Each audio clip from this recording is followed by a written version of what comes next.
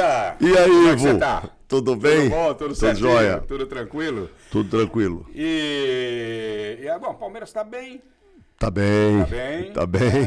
Tá certo. O meu Santos tá mal, mas, Não, vamos lá. não sabemos quanto tempo vai continuar assim, né? Vamos ver. Tem que ter humildade. Uma das coisas que eu gosto no Abel é a humildade. Você humildade, nunca viu o Abel dizer que botamos pra quebrar, Nada tudo disso. bem. A única coisa que ele contesta é a arbitragem. A arbitragem acontece não, mas faz parte, né, Vacareza? Faz parte. Vacareza, eu queria falar um pouco de saúde hoje. Mas eu queria começar falando de uma coisa que é preocupante, né? Mas que a gente tem que entender perfeitamente, né? Porque senão eu tenho medo que agora, acontecendo o que a gente vai alguma coisa com o que a gente vai falar aqui, as pessoas comecem a ter um trauma, uma paranoia sobre isso, não é verdade? Eu queria começar falando dessa varíola do macaco. Ivo, essa é uma discussão que remete a uma discussão global sobre a saúde. Vamos começar pelo nome. Esse é um nome inadequado e impróprio. Entendi. Tanto o nome em português, que é a varíola do macaco, quanto o nome que mundialmente se conhece, que é a... Como é que chama? Monkeypox. Monkeypox. Monkeypox. Pox é por conta da família do vírus. Do vírus. O vírus, ele é um ortopox vírus, uma coisa assim. Da família, é o Poxviridae, que é a família. Então, esse nome Pox vem daí. Tem vários vírus. Isso, e começa no macaco porque foi diagnosticado primeiramente na década de 50 do século passado, final da década de 50 do século passado, num macaco. Mas já foi visto esses vírus em roedores, em outros animais. Essa é uma história, quando eu disse que remete a uma discussão muito bonita na medicina, que é até hoje a única doença que foi erradicada, que é a varíola humana. A varíola humana, que é uma variante desse vírus, esse vírus que dá a varíola humana, hoje ninguém se vacina. Desde a década de 80 do século passado, ninguém se vacina porque ela é considerada erradicada. Mas existe alguns desses vírus guardados. Como é que começou? Aliás, a história da vacina começa com a vacina contra a varíola. As pessoas morriam. A varíola talvez seja das epidemias ou pandemias que houve no mundo a que mais matou. No século passado, se eu não me engano, morreram 80 milhões de pessoas por conta da varíola. Da varíola. E ela foi erradicada por um processo de vacinação mundial consistente. E há muito tempo não aparece a varíola humana porque não se transmite, porque essa varíola humana ela é transmitida do homem para o homem. Ela não é transmitida por vetor, por animais. Tá. Entendi. É transmitida do homem para o homem. Como é que surgiu essa discussão? No final do século XVII, até o final do século XVII, várias pessoas morriam e tinha surto dessa varíola. Aqui no Brasil, por exemplo, já no século XVI, no período da colonização, que a colonização do Brasil começa na década de 30, de 1500, do século XVI, na década de 30. 15, 20 anos depois, foi diagnosticado varíola em escravos que foram trazidos da África. Da África. Ela é originária da África? A varíola, ela tem uma discussão se é da África ou é da Ásia, porque na África, ela já 3 séculos antes de Cristo, já foi visto em múmias. Tem múmias do Egito que têm sinais, mas por isso é que se diz que é da África, mas nós não podemos, assim, pode ser que se descubra coisas mais antigas da varíola, mas é uma doença antiga, não é uma doença moderna. Que já como eu disse, tem múmias egípcias que têm essa vacina. Mas a história interessante que eu estava te contando é o seguinte: os camponeses preferiam que as pessoas começava a ter varíola com aquelas pústulas, eles às vezes contaminavam as crianças, e as crianças, uma parte morria, mas aqueles que não morriam não pegavam mais varíola. Ninguém tinha noção de microbiologia nessa época, nem noção, atribuíam a várias coisas, mas ela dava imunidade a quem... O fato é que isso foi observado. Entendi. A partir das pessoas que pegaram varíola e não morreram, elas não pegavam mais varíola. E aí começou a ter uma prática, isso lá na Idade... em alguns lugares ainda estava na Idade Média, mas a gente estava aí no século XVIII. E aí um médico observou o seguinte. O nome desse médico é Edward Jenner. Observou que as mulheres que ordenhavam as vacas pegavam uma ferida, formavam uma pústula parecida com a da varíola, mas não pegava varíola. Então, tinha surtos imensos de varíolas naquelas localidades, mas essas mulheres que ordenavam as vacas não pegavam. Então, ele começou a observar e viu que aquele vírus que dava a varíola nas vacas não protegia contra a varíola humana. Então, eles começaram a vacinar as pessoas. Ele apelidou, começou a chamar vacínia e depois chamou vacina. É daí que surge o nome de vacina, que o vírus ele chamava vacínia. E eles... Então, é uma história longa da vacina contra a varíola. E essa vacina contra a varíola é uma história de sucesso, de luta da medicina contra uma doença específica, porque o mundo conseguiu erradicar. Em relação... Então, vamos fazer um corte, porque essa é uma história bonita, a gente poderia falar dela há muito tempo. Vamos entrar para a chamada varíola dos macacos. Eu não gosto desse nome, porque isso... Daqui a pouco vai ter gente matando macaco. Achando que o culpado é o macaco. O macaco não tem culpa nenhuma, o macaco é vítima. Como os seres humanos que estão desenvolvendo são vítimas. Vítima do quê? Vítima de um vírus que não está controlado. Esse vírus da chamada vacina dos macacos, que eu já disse que eu não gosto do nome, ele é muito menos agressivo do que o vírus da varíola humana. Primeiro, o índice de mortalidade dele é 10 vezes menor. Tá. Então, vamos dizer assim, para cada 10 vezes menor, não, são dois vírus. Tem um do ocidente da África e outro do oriente da África. Um de um lado, um do Congo, outro do outro lado. Um é mais agressivo do que o outro. O do Oriente é mais agressivo. Isso, os dados podem não estar precisos, nós estamos falando muito de memória, entendeu?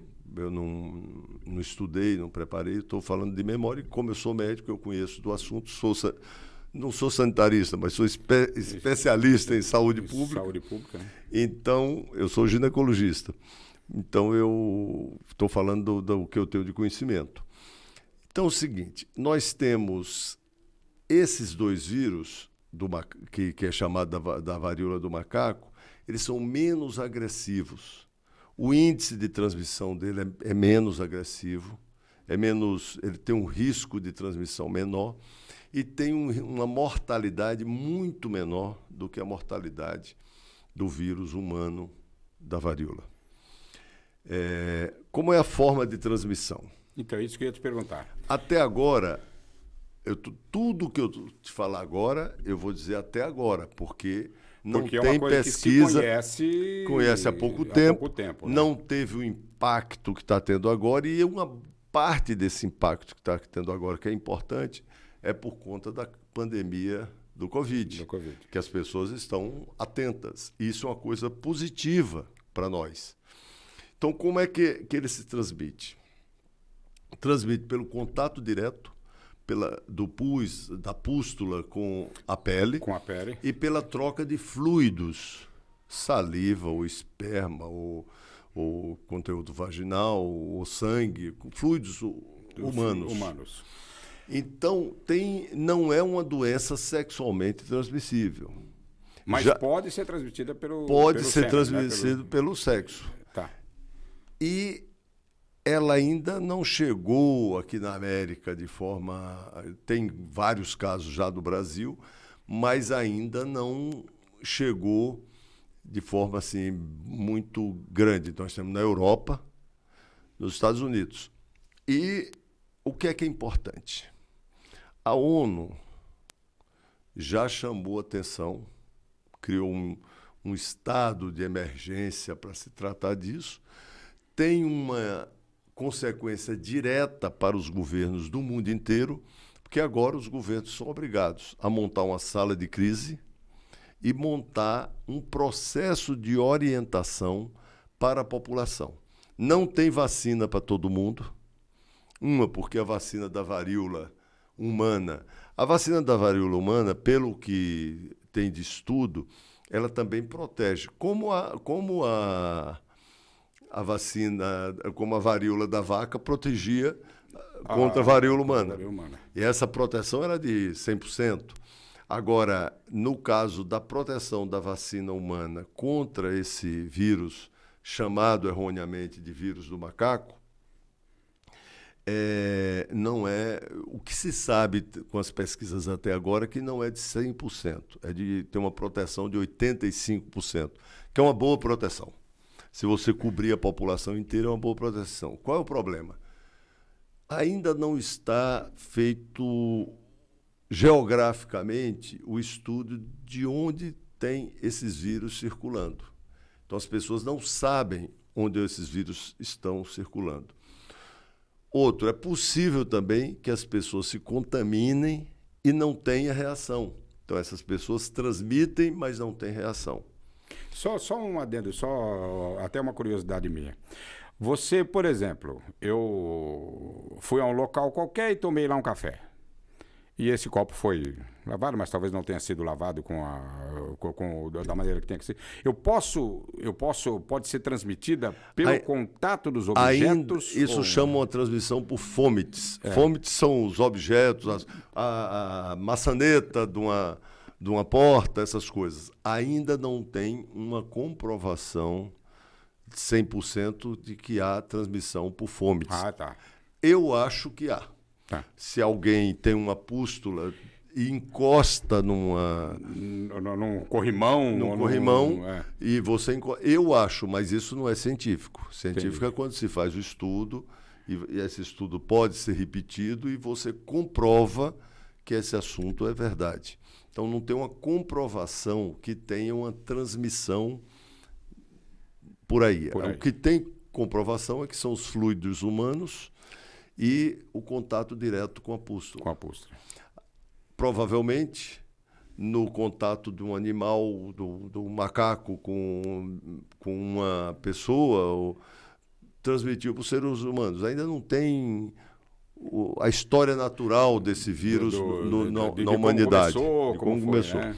Vai aparecer coisas, nós vamos descobrir. O que tem até agora são coisas... iniciais, mas já tem uma orientação clara da OMS. Eu falei ONU, se eu não me engano, falei errado.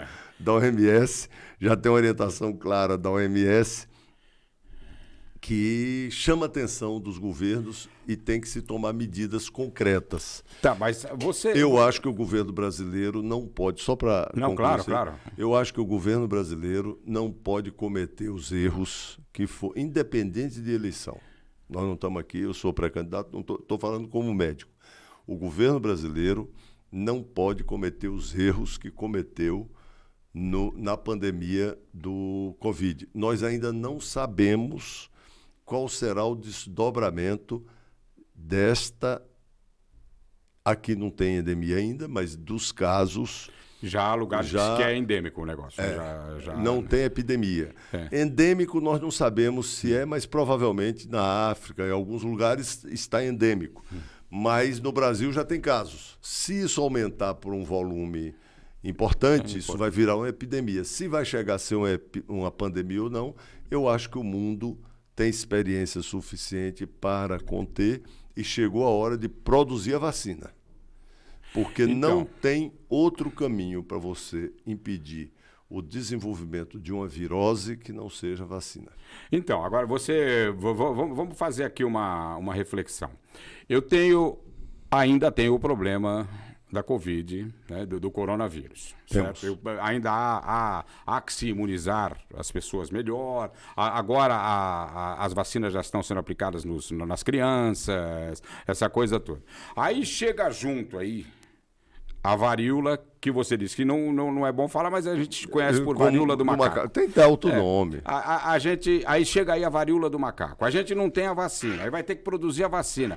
Aí vai ficar a Covid precisando da vacina, também nós vamos ter que ter a vacina da varíola, aí vai ter que correr todo mundo para tomar a vacina da varíola. Quer dizer, a gente tem que tomar um cuidado muito grande agora, né? Mas, Ivo, nós que somos modernos que eu digo é o povo do século XX para cá, já estamos acostumados a tomar muitas vacinas.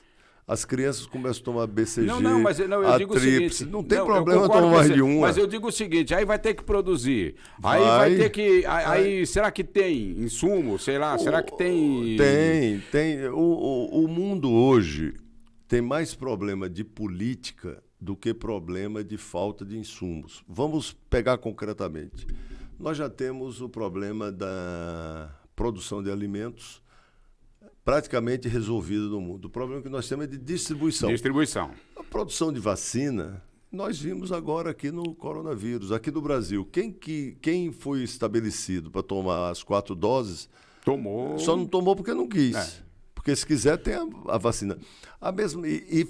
Foi feita essa vacina contra o Covid num tempo recorde. No caso da vacina erroneamente chamada de vacina da varíola do macaco, nós já temos experiência, já tem caminhos para fazê-la, já tem o vírus, já tem tudo, já tem estudos, é só produzir. E existe condições do mundo produzir. O que tem que ter é prioridade política para isso.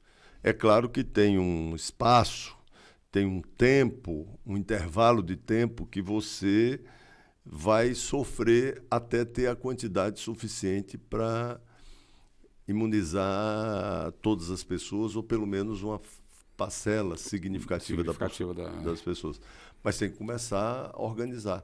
Nós temos aqui a Fiocruz, temos o Instituto Butantan, temos empresas particulares que podem produzir, o Brasil pode comprar, o Brasil tem recursos para isso. A varíola, quando aconteceu lá atrás, né, nessa belíssima história que você contou... É uma história bonita. Eu aprendo muito. É uma história bonita, aqui, né? A varíola, quando começou lá, afastava as pessoas? Dava um asco? Dava um... Olha... assim, eu não vou, pelo amor de Deus, não vou chegar perto do Vacareza. Você imagine o pensamento da sociedade no século XVIII, final do século XVIII. A varíola começou antes da era cristã. Você imagina o pensamento dessa sociedade. Tinha pessoas que diziam que é porque o sol nasceu de tal forma, eu estou falando. Claro. Tinha pessoas que diziam que era uma praga que Deus tinha mandado, tinha pessoas que diziam que... Tinha várias coisas, como foi o caso o que deve ter tido de injustiça, de maltratos contra as pessoas, segregação, né? De segregação, deve ter sido uma coisa estúpida. Mas o fato importante é que esse médico, Eduardo Jenner, ele teve a sabedoria de identificar numa época que ainda não se tinha a noção da microbiologia. Naquela época ninguém discutia vírus. Ninguém discutia. Discutia uma praga de Deus. Várias pragas. Você imagine, tem uma história também que eu diria, que é interessante, para não usar um outro termo. o livro do Darwin sobre a evolução das espécies, ele escreveu, ficou 20 anos parado para ele poder publicar, com medo de qual seria a reação em relação ao que ele ia escrever. Exatamente. O livro estava pronto, a teoria estava pronta.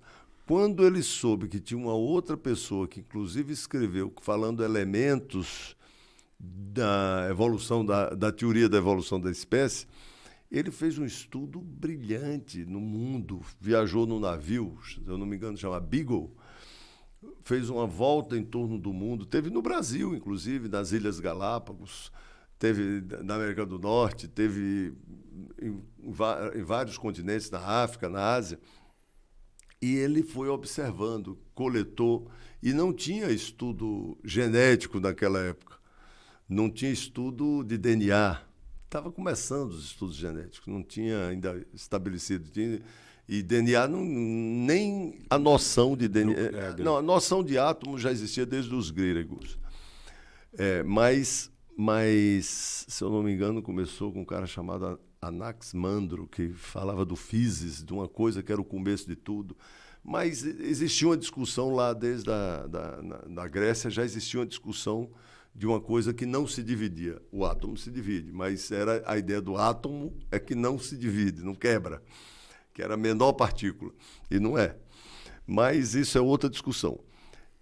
O Darwin, ele faz uma viagem, ele fez uma coisa consistente, um estudo bem feito, chegou à conclusão, escreveu o livro e passou 20 anos com medo de publicar.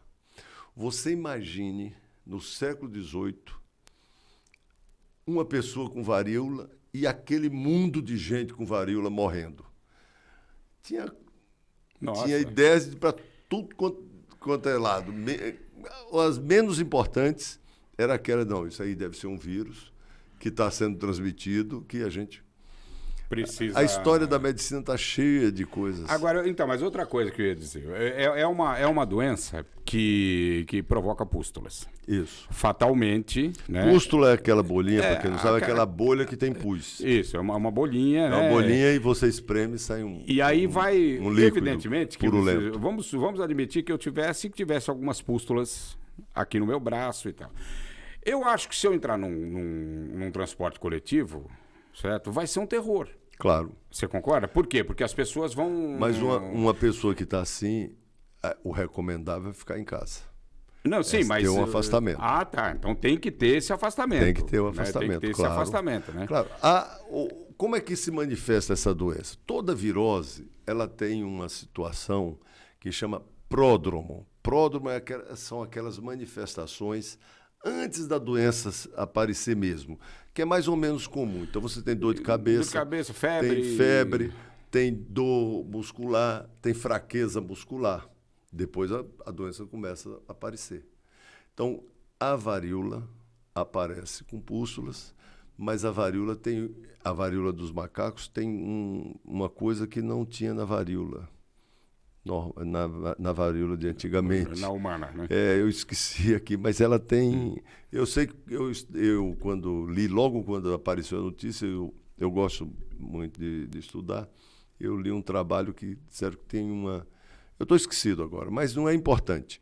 É bom para a história da medicina, é bom para a discussão, mas esses pródromos que se manifestam em qualquer virose, se manifesta também na varíola dos macacos. Só que aí depois vem a doença. E a doença aparece as pústulas em grande quantidade. No caso dessa, tem um vírus que eu iria dizer de forma errada, benigno, mas ele não é benigno, ele é maligno. Ele mata menos do que o outro. São dois vírus. Até agora. Porque isso pode ter mutação, como a gente sabe, pode aparecer outros. E a varíola teve, se não me falha a memória também, né? Porque a varíola teve primeiro uma incisão, né? Era uma incisão, né? Na vacinação. Na vacinação, mas depois teve um revólver. Um revólver. Mas aí já é a modernização dos tempos, né? Eu me lembro do revólver. que, Não, que vinha e pei, mas tem também a de fazer o risquinho. Mas de qualquer colocar. maneira você tinha uma É do braço direito. uma Essa mancha no braço direito. você tinha uma marca. Que, aliás, quando a gente era moleque e tal, era legal você ter a marca e tal. Você já foi sabia vacinado. tô vacinado e tal, né? Essa coisa toda. Mas eu queria falar um outro negócio com você, que é uma notícia que é uma notícia agora de pouco tempo, né? De alguns dias, que a gente está sofrendo um problema. A gente falou em insumos aqui e eu queria conversar com você um pouquinho sobre isso também. A gente está sofrendo um problema de falta de insumos, né? No mundo inteiro, não é no Brasil. No mundo inteiro. Mas muito por problema político. Então, mas aí que tá. É isso que eu queria dizer para você. Essa vacinação não pode também cair nesse problema político? Mas esse problema político, eu acho que é um fator limitante, mas com um período determinado. Se você pegar qualquer coisa, por exemplo, vamos mudar e pegar os chips. Com a ideia inicial que começou na década de 70 do século passado, a ideia era o mundo globalizado, não tem mais fronteiras. E depois, com a queda da União Soviética, isso se consolidou. Como a China teve fronteira até a substituição da política do Mao pela política do Deng Xiaoping, a China estava se abrindo para o mundo com o Deng Xiaoping e criou-se a ideia de que não tem mais fronteira. Você tem uma fábrica aqui, que fabrica um pedaço de um carro, outra fabrica outro, alguém junta em algum lugar, faz o telefone faz uma parte lá. Isso tem sinais de mudanças grandes. Você já viu, por exemplo, na Europa, eles criaram uma mega empresa com alguns bilhões de euros só para produzir chip, porque os chips são produzidos na Ásia e eles estão com os chips de telefone. E eles estão começando a ter problema e eles, daqui a 4 ou 5 anos, coisa para 2028, eles estão pensando ter a produção principal de chips na Europa. Na Europa. Os insumos, qual é o problema? Boa parte desses insumos, usado no mundo inteiro, é produzido na Índia e na China. Com os problemas políticos que nós estamos vivendo e os problemas da própria pandemia que impediu, nós tivemos crise de contêiner, nós tivemos, não só foi a crise dos insumos, então nós temos uma grande crise na distribuição, mas a capacidade de produção de insumo para vacina, o mundo tem. A ONU precisaria começar a discutir algumas questões do benefício da humanidade. Por exemplo, guerra. Pode ter guerra, mas não pode ter pode ser ingenuidade até eu falar isso, que nós vamos viver uma crise de trigo já. Claro. Com a guerra que está acontecendo sem dúvida no leste da Europa. Entre a OTAN, porque aquilo ali é uma guerra por procuração, né? Tem a Ucrânia contra a Rússia, mas é uma guerra de procuração. A Ucrânia representa a OTAN contra a Rússia, mas a OTAN não pode entrar em guerra com a Rússia, porque aí é o caminho da Terceira Guerra Mundial. Então, está tendo aquela guerra lá. Passa uma procuração. Uma guerra de procuração, por procuração. Mas se essa guerra deixar de ser por procuração e passar a ser uma guerra franca, aberta, entre os dois que estão se enfrentando de fato, nós vamos ter falta de tudo no mundo. O mundo vai ser outro. Então, o problema do mundo não é a capacidade de produzir alimentos ou a capacidade de produzir insumos para medicamentos. É a geopolítica. A ONU precisa se reinventar. Nós estamos tendo aí os BRICS aumentando, provavelmente nós vamos ter 20 países que vão se chamar de BRICS, vão se organizar. A ONU é uma estrutura arcaica. Porque se você... É claro que é insubstituível. A ONU é necessário, eu falei em estrutura arcaica, porque eu acho que tem que ter um outro pacto mundial, que já não resolve mais o pacto pós-Segunda Guerra. Porque no pacto pós-Segunda Guerra, A Alemanha era dividida, não podia ter exército. O Japão não podia ter força de defesa, não podia ter exército. E você tinha 5 países na ONU que têm poder de veto. Isso foi um pacto. Então, mas que que para já aquele não... momento era interessante. Né? Mas como é que você deixa a Índia fora desse pacto? Veja a população da Índia, a capacidade bélica da Índia. A Índia tem arma nuclear. A Índia tem um exército imenso, é um país de mais de 1 bilhão de habitantes. Aí que eu queria até Como é que você deixa a América do Sul e a América Latina inteirinha sem nenhum país com poder de veto? Não tem nenhum país... Então, aí em cima disso eu queria te fazer uma pergunta. Por que é tão difícil você reorganizar? Eu acredito o seguinte... eu até brinco dizendo o seguinte: se não tivesse que haver a evolução, eu ia encontrar dinossauro na rua e tal, né? Ia cumprimentar o dinossauro, ou fugir do dinossauro. Fugir, provavelmente. Provavelmente fugir do dinossauro. Eu acho que tudo evolui. Então eu vejo assim um pensamento da sociedade de uma maneira geral que deu-se depois da Segunda Guerra Mundial, com um posicionamento social e geopolítico para aquela oportunidade, já não deve servir mais. Não serve mais. Você concorda? Aí que eu concordo com você. Então, tudo bem, a ONU é interessante, é preciso ter a ONU, é necessário, absolutamente necessário. Mas tem que reformar. Ô, dona ONU, vamos... Tem que reformar. Tem que modernizar. Tem que modernizar, tem que reformar. O próprio acordo do Atlântico Norte da OTAN... Que também é uma coisa que... Né? Não é um fator de segurança para o mundo, é um fator de insegurança. Então, mas esse é um tema que o Brasil, quando tiver numa situação de ter estadistas e projetos, tem que colocar na ordem do dia para uma discussão internacional.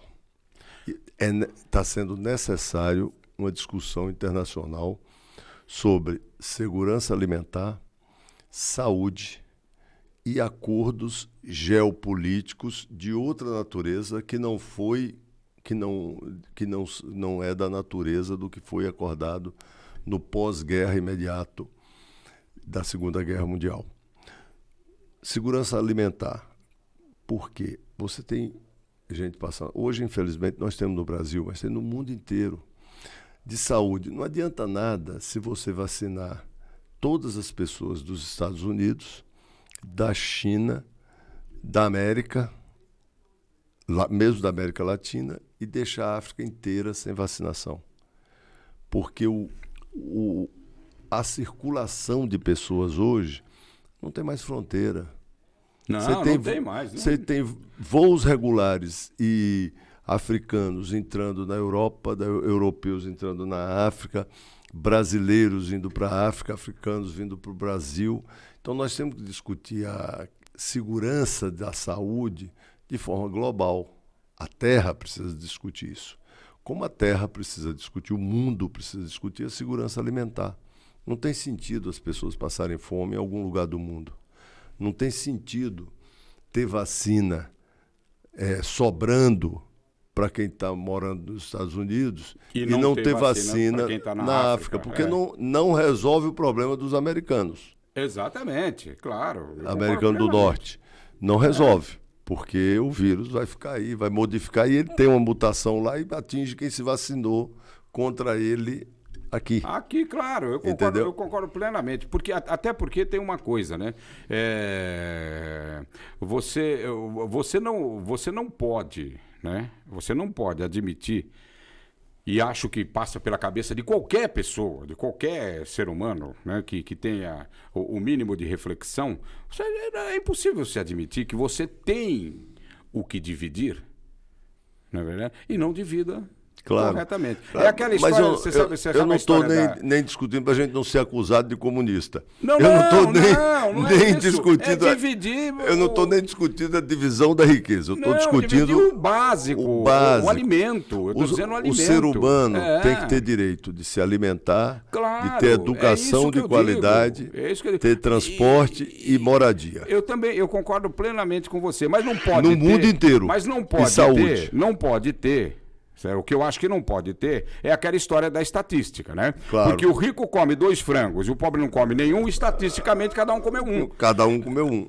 Entendeu? Não pode, isso não pode. É isso que não pode, não pode existir. Exatamente. Agora, que eu acho que tem que ter a competição, que tem que ter, sabe, o aproveitamento das oportunidades. Claro. Isso é normal, isso é perfeitamente normal. Agora, o básico... Não pode faltar. Não é verdade? Bom, mas nós vamos voltar a falar sobre isso, né? Só para deixar registrado, dentro dessa linha que você falou da divisão, você não pode ter uma política de vacinação que cubra 100% dos Estados Unidos, do povo que mora nos Estados Unidos, ou 200% que vai sobrar, como foi o caso do Covid, e até hoje não ter vacina suficiente contra a Covid na África. Não, concordo plenamente. Entendeu? Porque você não...